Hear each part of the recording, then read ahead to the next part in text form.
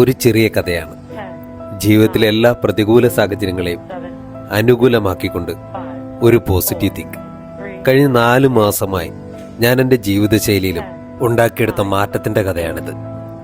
ഏകദേശം 90 കിലോയിൽ നിന്നും 74 കിലോയിലേക്ക് ശരീരം മാറ്റിയെടുത്ത കഥ.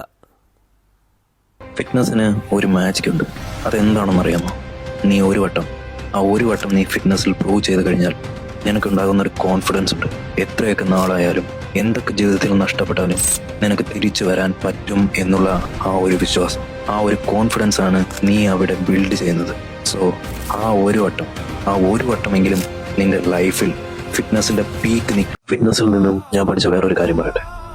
വേദനകളൊന്നും നിന്നെ തകർക്കാനല്ല, അത് ശരീരത്തിൻ്റെയോ മനസ്സിൻ്റെയോ ആയിക്കോട്ടെ, അതിലെല്ലാം നിനക്കൊരു പുതിയ അവസരം ഒളിഞ്ഞിരിപ്പുണ്ട്.